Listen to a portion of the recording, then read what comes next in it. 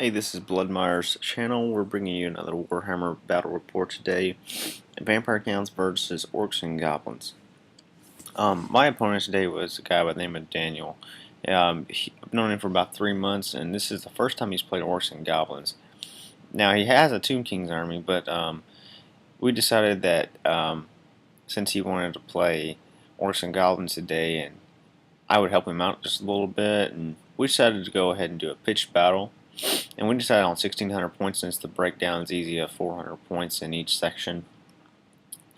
And I started putting my list together, and I just I came up with like 95 points short, so I just stopped there and I put all my stuff down on the table, and he thought that was pretty generous. So I've already set up. I chose my side and I set up, and I only had like 4 units plus the character that goes in last. So he writes his list down, and I help him out a little bit, and so I give him the opportunity to pick his battles and set up where he wants to. And this is just a friendly match. So when we started, it looked something like this. Now you can see he's got 2 units of 6 Wolf Riders. Each one's got a level 2 shaman in it, one on the left, one on the right. And he vanguarded up real.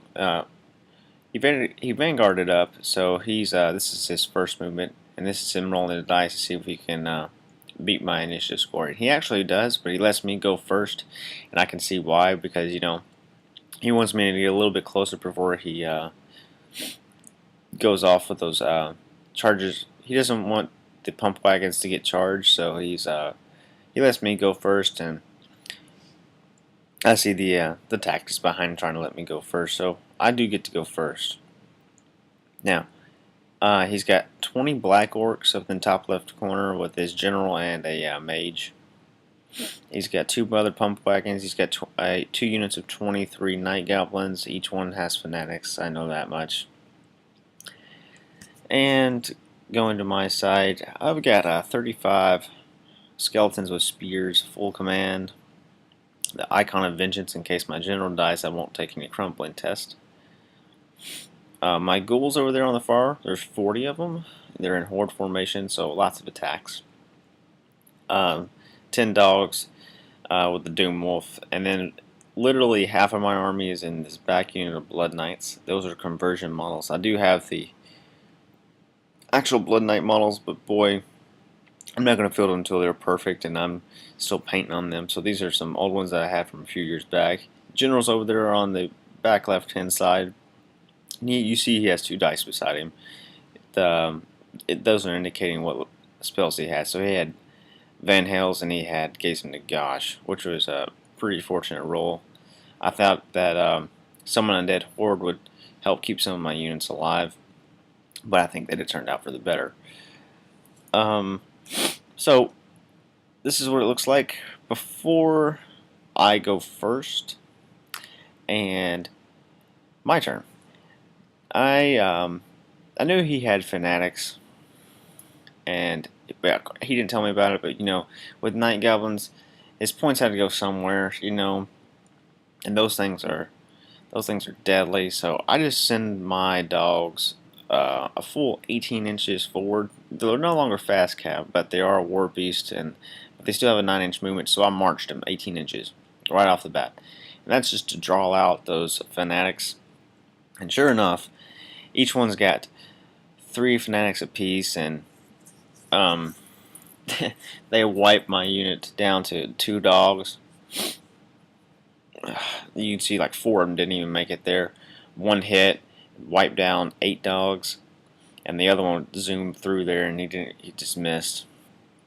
So on that, as far as the rest of my movement goes, I go ahead and move up my ghouls to that fence in case there's a charge coming. I really doubt that there is, and I wheel my skeletons to the left to face that other unit of wolves, and my Blood Knights move forward a little bit. And I really don't want my Blood Knights too close to those fanatics. That's just a hurting waiting to happen, and I do not want my I do not want his fanatics going anywhere near those Blood Knights.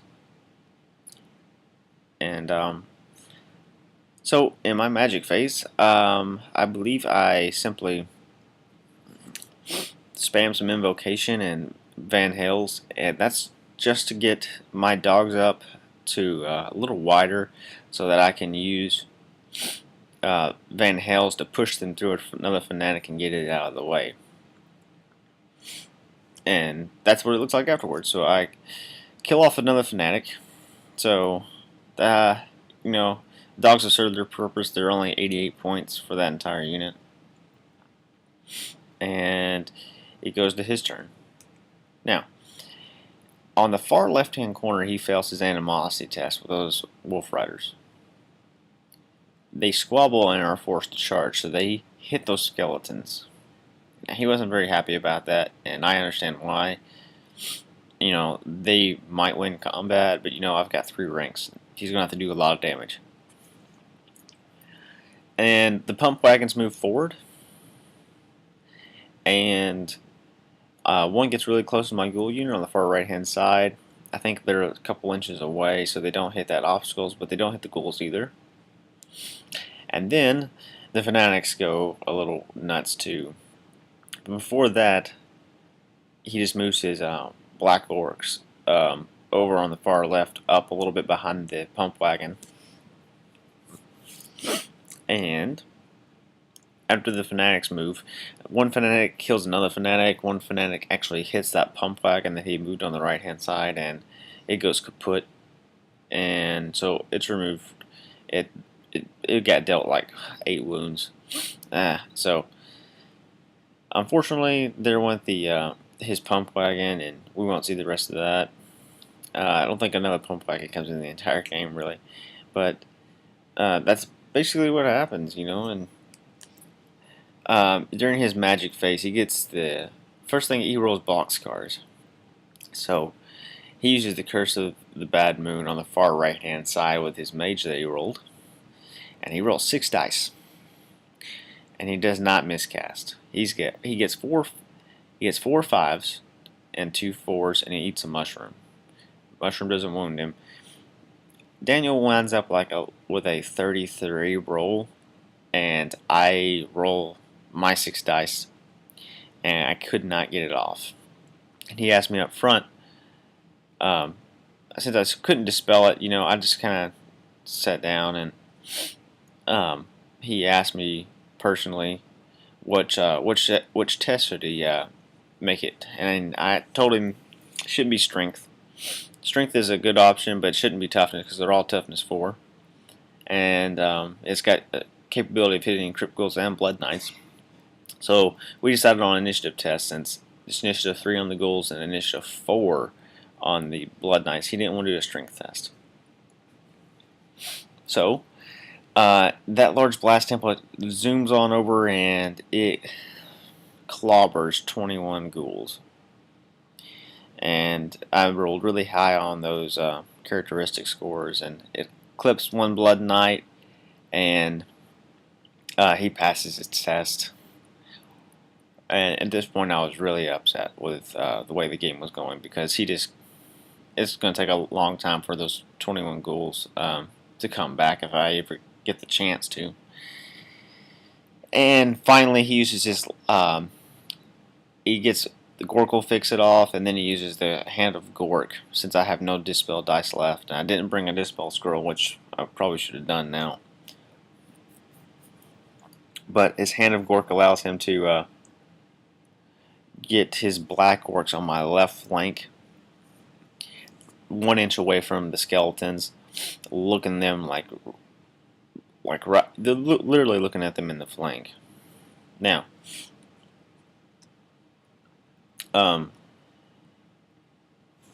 in that combat phase, the skeletons and the wolves, he does 3 wounds on the skeletons with the wolf riders and the goblins. I think the wolves actually did more wounds than the goblins did, and then I turn around and did 1 wound.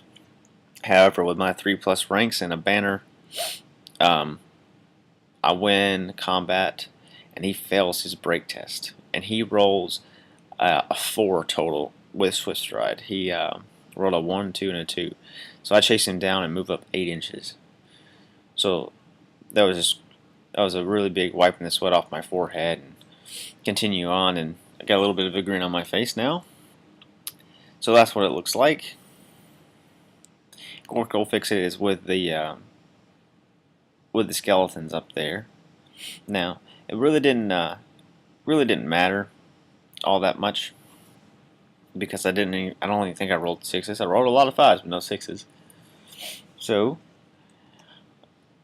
on my turn, I decided to charge on my ghouls, and he flees, and he goes up into that river, and he makes some dangerous terrain tests. Turns out to be a river of light, no big deal.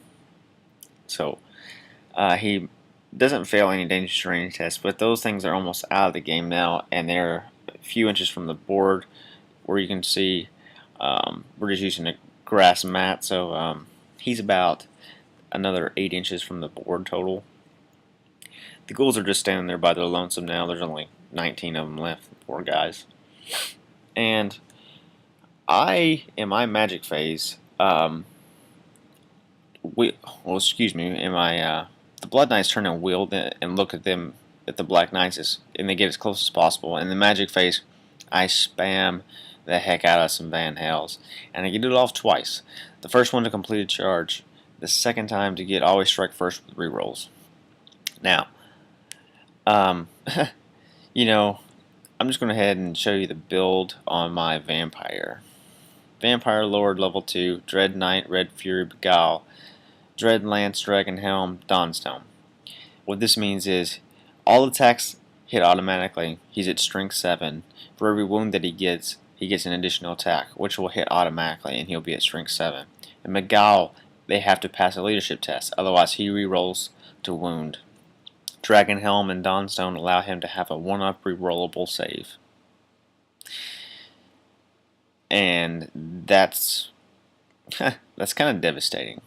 400 points. This guy is he's a beast, and I have never seen him die but one time, and that was because he got Dweller and I rolled a 6.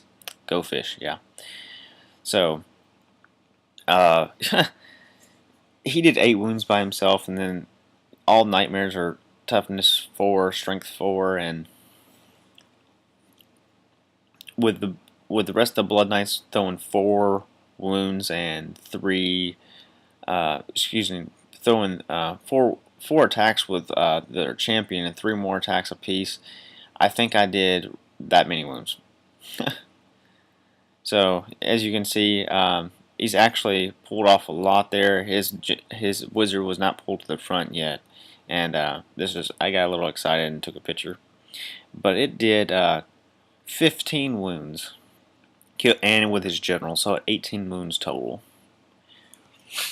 And that was basically the game changer. My skeletons up there wheeled and reformed and looked at that pump wagon. Now I'm just going to sum up the rest of the game. He fails his break test, and I run him down.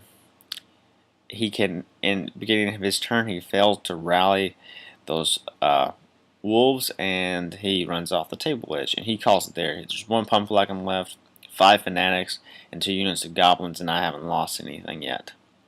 And I'm on my way back around with my Blood Knights. So he calls it right there, and that would be a Vampire Counts victory again. But I sat down with him, and we tweaked his list again, and we sat down and played again. And he did a little bit better, and I didn't play this god-awful unit of the Blood Knights. But all the same, I hope you enjoyed it.